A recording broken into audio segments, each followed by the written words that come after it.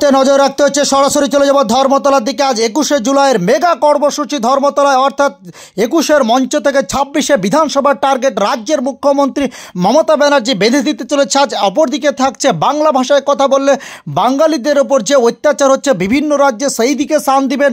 অর্থাৎ বিরোধী দল বিজেপিকে কিভাবে জব্দ করতে হয় সেই দিকে যেমন তৃণমূল সুপ্রিমো মমতা ব্যানার্জি দলীয় কর্মীদের উদ্দেশ্যে একাধিক বার্তা দিবেন, এবং শৃঙ্খলা রক্ষা কমিটির পক্ষ থেকে সেই বার্তাও থাকবে যে বিভিন্ন জেলায় যে দলীয় ইস্যুগুলো দেখা দিচ্ছে সেই দিক থেকে কর্মীদের, অর্থাৎ 26শে বিধানসভা নির্বাচনের লড়াইয়ের ক্ষেত্রে যে টাইমলাইন তৈরি করে দেবে রাজ্যের সুপ্রিমো মমতা ব্যানার্জি, সেই দিক থেকেও সেই বিষয়ে নজর রাখছেন। পাশাপাশি দলীয় কর্মী সমর্থকরা বিভিন্ন স্টেশন, অর্থাৎ এই মুহূর্তে সবথেকে বড় স্টেশন হাওড়া শিয়ালদা স্টেশন থেকে শয়ে শয়ে কর্মী সমর্থকরা কাতারে কাতারে কর্মী সমর্থকরা পায়ে পা মিলিয়ে তারা একটাই গন্তব্যস্থল, কিন্তু কলকাতার সেই শহীদ মিনার ধর্মতলা।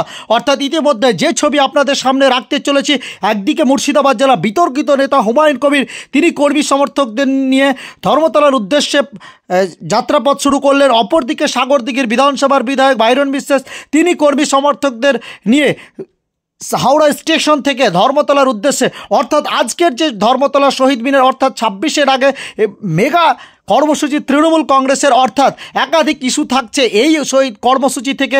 কেননা 26শে বিধানসভার আগে শেষ 21শে জুলাইয়ের কর্মসূচি, আজকের এই কর্মসূচি থেকে দলীয় নেত্রী অর্থাৎ সুপ্রিমো কি বক্তব্য দেন, কর্মী সমর্থকরা সেই চেয়ে বসে আছেন বেশ কয়েকদিন আগে থেকেই। এবং মমতা ব্যানার্জি, যেটা সূত্র মারফত জানতে পারা যাচ্ছে, তিনি সেই মঞ্চে 12টা নাগাদ তিনি উঠবেন এবং দলীয় কর্মীদের উদ্দেশ্যে কি বার্তা দেন সেই দিকে নজর থাকবে। মুর্শিদাবাদ জেলার সাংগঠনিক চেয়ারম্যান এখানে দাঁড়িয়ে আছে।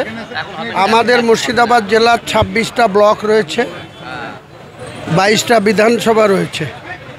আমার বদ্ধমূল ধারণা যে 22টা বিধানসভা 26টা ব্লক থেকে কমসে কম 50 থেকে 60 হাজার মানুষ কালকের এই 21শে জুলাইয়ের যে শহীদ দিবস, শহীদদের পাশে থাকার যে নতুন করে অঙ্গীকার আমাদের নেত্রী মমতা ব্যানার্জি করবেন।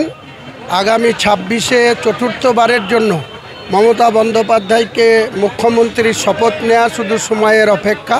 ভারতবর্ষের ইলেকশন কমিশন যখন ওয়েস্ট বেঙ্গল বিধানসভার ভোটের নির্ঘণ্ট ঘোষণা করবে, তখন আমরা ধরেই নিয়েছি যে মমতা বন্দ্যোপাধ্যায়ের নেতৃত্বে, অভিষেক বন্দ্যোপাধ্যায়ের সেনাপতিত্বে আমরা 2026-এর বিধানসভা নির্বাচনে চতুর্থবারের জন্য তৃণমূল কংগ্রেস ক্ষমতায় আসছে, এবং আমাদের জননেত্রী মমতা বন্দ্যোপাধ্যায় বাংলার চতুর্থবারের জন্য মহিলা মুখ্যমন্ত্রী হিসাবে শপথ নেবেন। আমাদের জেলা থেকে 22টা বিধানসভা, 26টা ব্লক, 8টা টাউন থেকে প্রায় 50 থেকে 60 হাজার মানুষ কালকে ধর্মতলার যে টিপু সুলতান মসজিদের সামনে যে সভা, সেই সভায় উপস্থিত থাকবে। আমাদের চেয়ারম্যান আপনাদেরকে কিছু বলবেন।